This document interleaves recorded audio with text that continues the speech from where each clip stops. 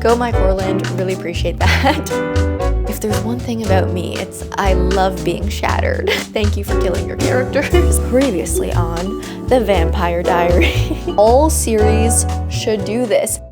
Hi everyone, it's me. Welcome to today's video. We are going to be continuing some more series this week. I have failed you guys and I didn't do a new episode in the series last month in April, so we have a lot to catch up on. We definitely need to keep the momentum going for the series we're in the middle of. Also, oh, you can barely see him, Bubby. There he is. We are currently in the middle of... You know what? I don't even know the number. Let me get my phone so I can check. All right, let's find my series tracker. Okay, our count is, if you can see at the bottom there, our count is 29 series, which I think last month we were at 30 series. We went down to like 28, I think. I may be getting these numbers so wrong, you guys, but looks like we went up a little bit again. I'm a little frustrated at that, but the reason for the series number continuing to go up is I'm also simultaneously doing like an ongoing TBR takedown challenge for myself, I guess, where I'm trying to read down all the books on my physical TBR. Not all of them, but currently I think we're sitting at about 80, maybe just under 80 books on my physical TBR, and I want to read it down to 35 books. But the problem with that is a lot of the books on that physical TBR are starts of series. So the more I TBR take down, the higher the series I'm in the middle of number goes up. So we've got a little bit of a push-pull situation, but we're gonna continue to tackle these two goals and eventually the numbers will go down. I promise. So in terms of series, I'm going to continue this week. I actually pulled these two books for my May TBR. So I'm definitely going to prioritize these because it'll be hitting my monthly TBR as well as our finishing series goal. So I have Us Against You by Fredrik, the second book in the Beartown series, which I'm so excited to get to. Also, again, I want to thank Juliet for gifting me this book. Still so grateful, so thankful that you sent me this gift. And the other book on my May TBR is Four Ruined Realms by Corland. So the second book in the Five Broken Blades trilogy. Now these two books have very, very different vibes, so not the easiest to choose from these two, but ooh, I'm really excited about both of these. But I think I'm actually gonna start with Four Ruined Realms by Corland because in April I only read 5 fantasy books, which is a very low number for me as a reader who primarily reads fantasy. That's a low number for me, so I'm kind of itching to get into something magical again. So we're gonna start off with Four Ruined Realms as our warm-up into this week of reading series, and we'll get to Us Against You next because I have a feeling after something magical I'll want something more real world and literary again. So we're gonna start with Four Ruined Realms. So this series in general is classified as a romantasy, but it doesn't follow the usual romantasy structure where we have one lead and then we have one love interest and we focus on just their story, and usually it's enemies to lovers, just like, you know the romantasy structure. We had a lot of books that follow a similar path, but this series is a multi-POV series. We follow 6 different characters who all have their own journeys to go on. Some of the storylines in Five Broken Blades I found were more romantic, and then some didn't have romance in them or like very little.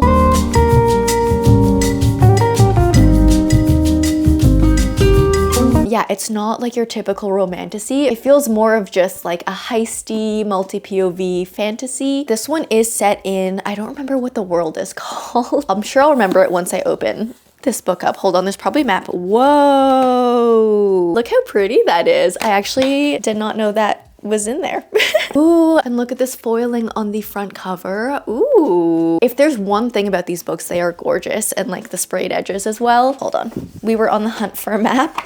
Oh yes, Khitan and Yusan. Those are the two like main areas in this world, but this fantasy world is very Korean inspired, it seems like, in terms of all the naming and some of the culture and stuff. It feels very Korean, which is fun. From what I remember, there wasn't that much magic in this world. Our characters were not magical characters, but we are in this world where magic used to exist or exists like a little bit. Like there are a few fantastical magical creatures flying around, and there are a few magical enchanted objects that I think are maybe some sort of relics from a time where magic was maybe more abundant. But I have a feeling it's one of those series that like as you continue to read on, you get more and more into the magic as it gets discovered or just like becomes a more major part of the plot. The first book, if you do not know Five Broken Blades Blades is about 6 different characters who are all like kind of seedy characters. Like we have an assassin, we have a poison master, we have a strong arm, lots of people that just like they're hired in this like underground criminal sort of a society, and they all get hired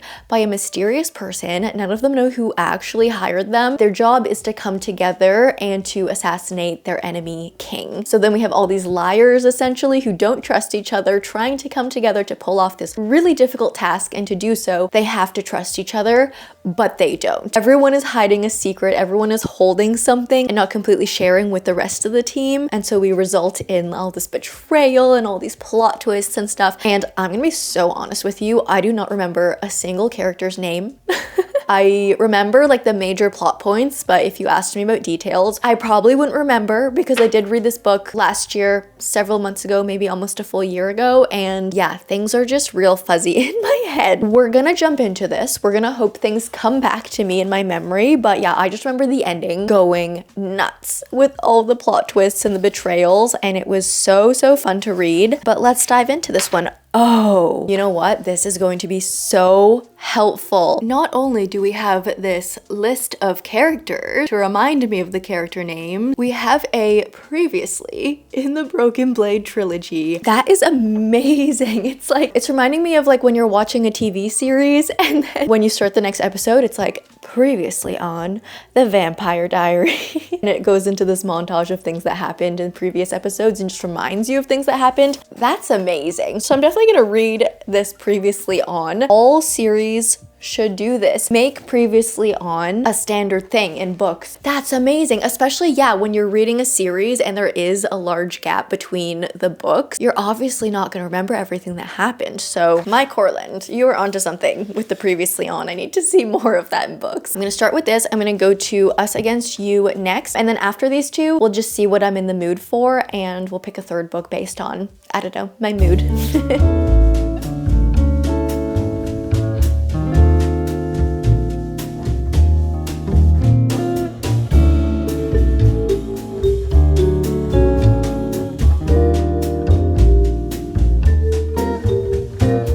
Hi friends, I have made it to, let's see where I am, page 180, which is a little bit farther usually than the point in a book where I would normally give you like my first reading update, but this is the type of book that reads really quickly for whatever reason. Like maybe the font is big, but yeah, we are roughly at the halfway mark. I'm unsure. I am mixed so far on this one, and that's a little bit sad for me to say because I did really have a lot of fun reading the first book. Oh, and also, remember when I said not all the POVs have a romantic storyline? They definitely all have a romantic storyline, but I, for some reason, forgot. But as I started reading this, it all started coming back to me, and I was like, no, actually everyone is involved with someone in a romantic way, but the romantic dynamics between like all the different couplings are very different. And I find it really fun and interesting to read that way because you're not just focusing on like one enemies to lovers plot and that's it. Like you get like 3 different couples with different backstories and like different histories with each other. So that's interesting, but yeah, there is definitely a romance in every single POV. But what do I think about this so far? Okay, first of all, it is very fast-paced still. I think the pacing is very similar to the first book, but I think it kind of was a con versus a pro at the beginning of the book for me. It could have been because I did read the first book a while ago, but in terms of just like settling back in and like getting back into these 6 characters' minds, I feel like that generally takes a long time with so many characters. So with a big gap in between reading the books, it was difficult for me to get back into it, and I found myself needing to like keep track of things. It was a little confusing for me to get back into. But I do think something that like did not help with that at all is the quick POV changes. So on average, I feel like we switch chapters, which means we also switch POVs every like 1 to 6 pages. There are actually a fair number of chapters that are 1 to 2 pages long, so they're so quick. And I swear like the longest chapter we've had is 6 pages, like 3 flips and you're on to the next POV. It goes so quickly. So having that kind of like discombobulated head and like not remembering every detail from the first book, plus having these quick POV shifts like right off the bat from the beginning of the book, I feel like just together that makes for a very confusing reading experience. So that's what I found with the first part of the book. It just felt like chaos in my head. But I will say, like, as I'm getting back into it, as I'm settling back in and like getting deeper like back into these POVs, it's feeling better. And now at the halfway point, I feel like I am starting to enjoy the story. Like my brain has the capacity to like allow myself to enjoy the book now. So it is better. It is getting better now, and I hope it continues to stay better for the second half of this book. I do find with the sequel though that I am caring a lot more for certain characters than others, which I think is natural when you have a multi-POV book. Like naturally you're gonna gravitate towards some characters over the other, but in a good multi-POV book, you don't want such a big difference of like reading someone's POV and being into it and then switching and seeing who you're reading next and being like, oh, like I don't want to read this person's POV. I don't care about this person. That is not what you want when you're reading a multi-POV book, but I'm kind of feeling that way with this book. There's one POV in particular that I just can't stand being in his mind.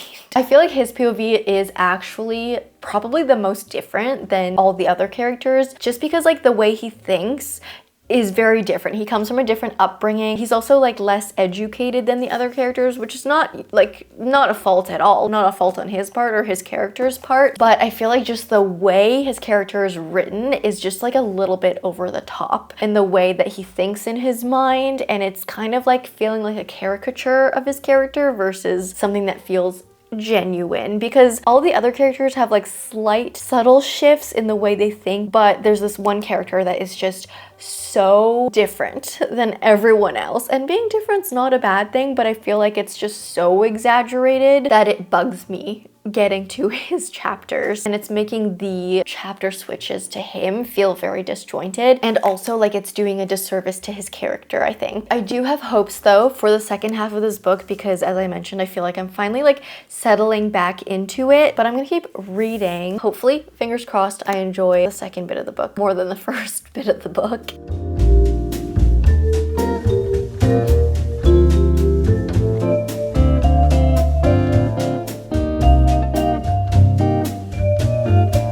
So I devoured this book yesterday, you guys. I have discovered a way to focus even more on books and get like super immersed in them, and I did not discover it. I actually saw Emmy doing this, and what she does is while she reads books, she listens to brown noise, which is kind of this like constant frequency. It just sounds like noise in your ear, like kind of background noise, and like when you put this sound into your ears, it just makes you like zone in, really makes you just like fully focus on the book and the words in front of you. And I was like so curious to try this, and guys, I was able to just like eat this book up, like just devour it, just read it so quick. And I know we don't always want to just read books quick, like obviously we want to get like the most out of books that we can, but I also just found like with the isolating my ears from the outside world, I was able to really lock in. I feel like I took away a lot more from the book too. Long story short, I was just focused. But thanks Emmy for that little tip. That was great. I'm gonna be listening to brown noise all the time now, because I also just felt like it really enhanced the reading experience, because it really made the outside world truly fall away, and my entire life was just the book.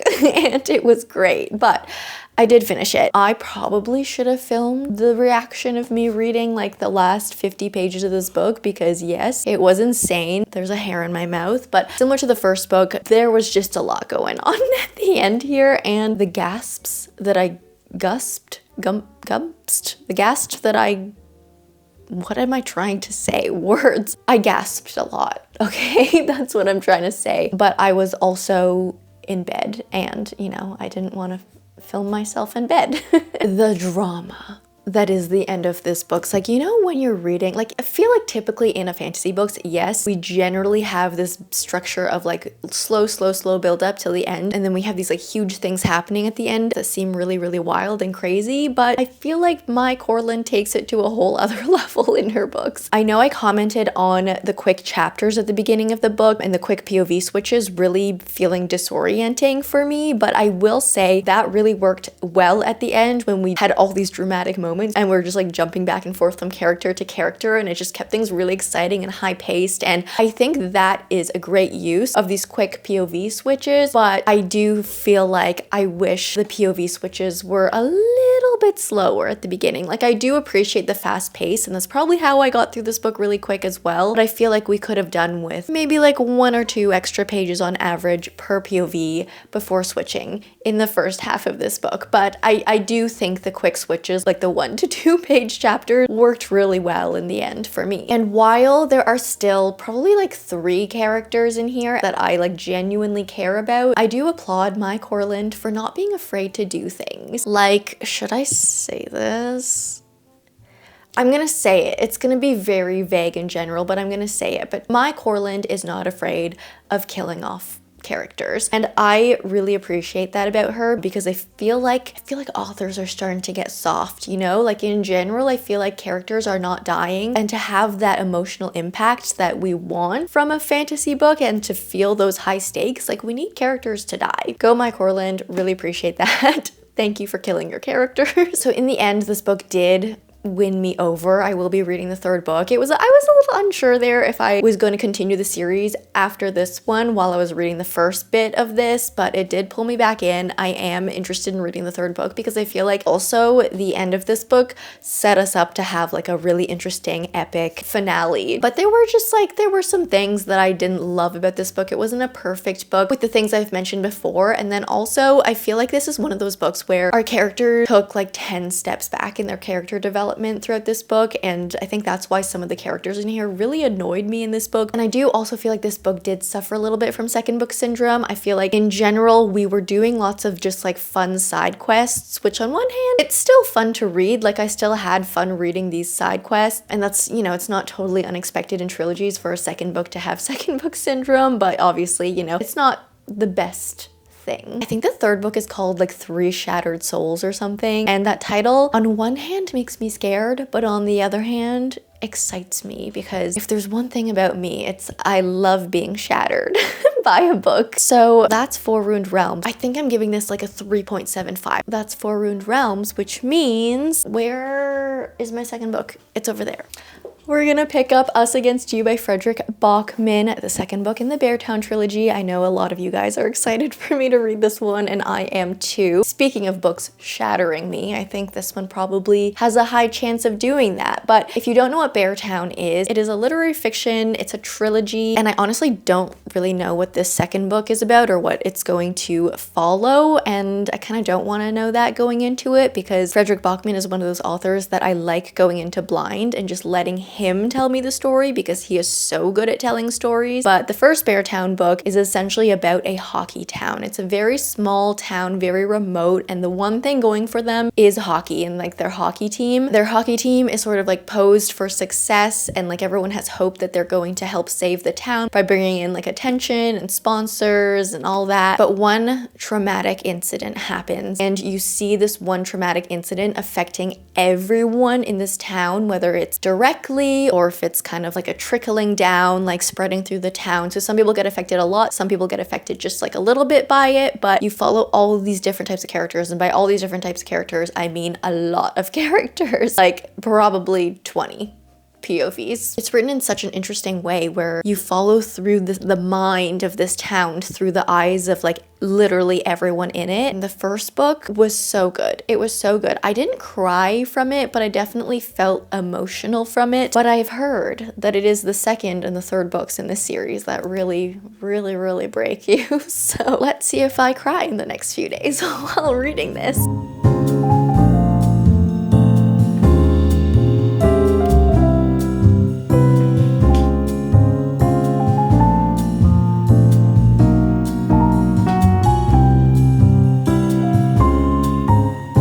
So I read quite a bit yesterday. I read 160 pages of this yesterday, and I mean, obviously I'm really liking it so far. I liked Beartown, so why would I not like this? It's giving a very similar feeling where we just have this like big network bird's eye view of all the characters in this town, and we're still dealing with the aftermath of the incident that happened in the first book, which I was so curious to see like where the second book would go, because the first book had such a conclusion. It felt like we had resolved the plot. There was even a moment in the first book where we had a peek into like 10 years later, so we kind of like already know what's going to happen to at least like a few of the main characters. There are definitely like some mysteries and things that we don't know yet from that like 10-year forward flashback from the Beartown book. But it is interesting because yeah, there are a few characters where like we know vaguely where they will be down the line, but it's just a matter of getting there. And now we're back into the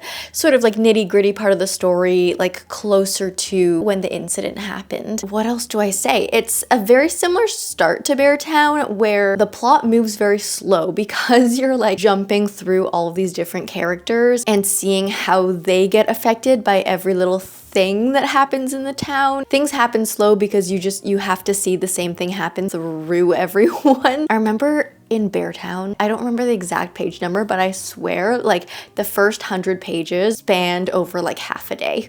We get kind of a similar feel in here. So it's a slow moving story, but it doesn't feel slow because you just get so many POVs or like accounts of the event happening. But I'm enjoying that, and I was actually noticing this is something quite interesting to me, is when I was reading Four Ruined Realms, you know, before I like opened the book again and like started reading and having all the character names and all the details come back to me, I literally forgot like almost every single character's name from Four Ruined Realms from like since I read it. But in this series, I remember everyone. I remember every single character. I mean, granted, I read Beartown in like February, I think, so it's only been like 2 or 3 months versus Five Broken Blades I read last summer, so it's been close to a year since I've read that. So definitely like a difference in time gap there, but I just feel like I will never forget these characters because we connect with them on such a deep level. I just feel like every character in here, like they feel very real. And that's why I think like I just remember them in my head a lot more, because they feel real. They've impacted me a lot more emotionally, and that's just how good Fredrik Backman is. So I'm gonna continue reading. I have no doubts that this is going to be an amazing read. I'm just gonna keep enjoying this book.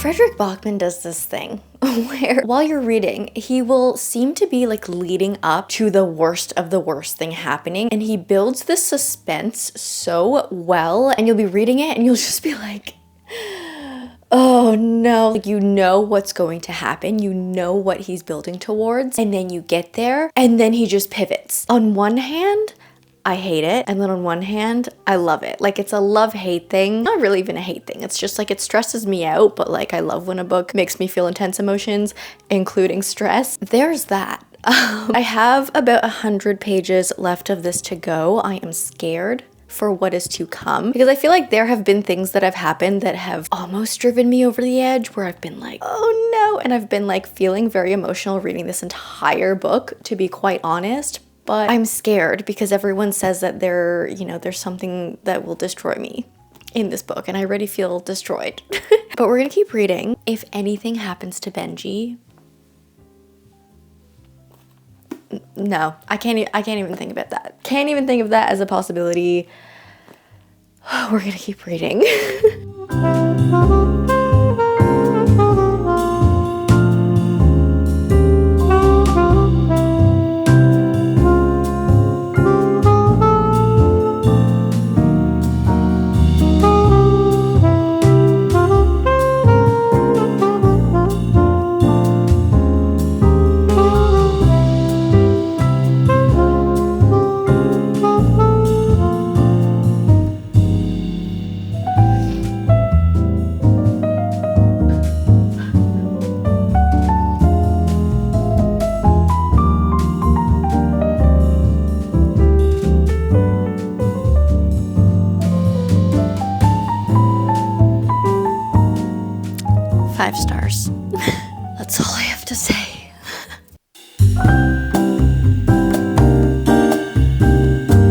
yeah, so third book I wanted to read in this video after that emotional ride that was Us Against You. Oh my goodness. I didn't actually like cry. I just kind of got like sniffles and I had like tears on the verge, you know what I mean? You know that feeling? So didn't sob, but it definitely made me feel very strong emotions. It's just like all the way throughout the book. Obviously there were like some moments that were more significantly emotional than others, but I think it was like, for me, it was just like the whole thing all together. And these characters mean so much to me. And I do have the third book in the trilogy physically behind me in my cart. So I am excited because I can definitely pick that book up sooner rather than later and finish the series and just see what happens to everyone. But I'm kind of scared because the third book is massive. Also, hold on, I need to show you the comparison. I think I made a mistake when ordering the third book because it's so different. Let me show you why actually. I think every single book I own in this series is a different edition. My first Beartown book is Simon & Schuster. I just purchased this normally. I feel like it was an Indigo purchase. Us Against You is actually a Penguin edition. I think this is because Juliet bought me this edition from Australia, and I guess these books are published by Penguin in Australia, so let's stack them up. These two are already different sizes. I got the third book from Indigo, and you guys, this must be like an older edition or something because this is also published by Simon & Schuster actually, so I don't know why it's so different, but look how massive it is. And that's how it's gonna look on my shelf the entire series. They're all just different, which makes me so mad, but these books are so good. It doesn't matter. It's what's inside the books that count. But The Winners is huge. Like, not only is it physically huge, but it's also so much thicker. So I'm scared, but I'm also really excited. Anyways, back to Rule of Wolves. So yeah, I did decide to pick this up. Why am I like crossed arms right now? Let's figure ourselves out. I don't know what's going on today. I was in the mood to dive back into a fantasy, and I also wanted to finish something because Four Ruined Realms I have caught up in the series now, but the third book isn't coming out until, I think it's coming out soon actually. I think it's sometime this summer. Us Against You was the second book in the trilogy, so I have the third book, but I technically have not finished that series. So I wanted to like at least cross something off the list in this video, and this was a good candidate because this is the final book in this duology. It is also the final book in this entire Grishaverse. I'm pretty sure I've read everything else because it's the original Shadow and Bone trilogy, and then the Six of Crows duology, and then this one, and then I'm gonna be all wrapped up in the Grishaverse, which is very, very sad. But if you are unfamiliar with Rule of Wolves, this is the second book in the King of Scars duology, which, as I mentioned, belongs to everything else in the Grishaverse by Leigh Bardugo. These books take place after Six of Crows, so these are like the most recent events that happen in the universe, and we follow just like a mishmash of characters that appear both in the Shadow and Bone series and the Six of Crows series. So it's a lot of fun to just see a lot of your like favorite characters back together and doing things. I honestly don't want to say too much about what this book is about. It's very hard to talk about a book that is part of this massive universe because there's just so much involved. Like I can't talk about plot points because it'll give away like what happened in previous books, but just know this is a fun multi-POV book. It is a high fantasy. It's just a really fun fantasy world to be in. And this book, it just focuses on a lot of my favorite characters in this entire universe. So it's just lovely to read. It's fast paced. There's all kinds of different magic. There are like saints and like gods and stuff. This is our current read.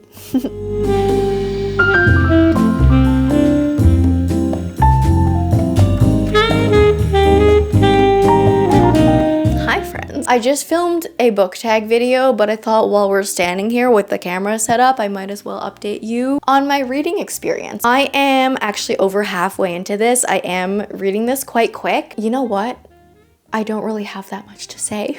It's one of those books that I am just reading for the experience, and I'm not really thinking critically while reading it. I'm just trying to enjoy the ride, which is probably not a great thing to do as a booktuber who is supposed to like talk to you about the books I'm reading. But I feel like this world in general is just a world that is so dear to my heart that I just want to be fully immersed in them, and I don't want to be like thinking of things to talk about while reading the book, you know what I mean? So let's try and think of some things to say. So this book is very political. It's very war heavy. It makes sense because it is the last book in this duology and also the book that wraps up the Grishaverse. I don't know if Leigh Bardugo is planning on writing more in this Grishaverse, but to me it seems like this is the end. I don't know, it seems like a very epic, war heavy, large scale world battle, and those books tend to finalize universes. So I don't know if Leigh Bardugo has plans to write more after this, but with the direction that it is going in right now, it seems very conclusion-y. I feel like things are happening very slow, but I feel like that is also a vibe that I get from a lot of the more like war-heavy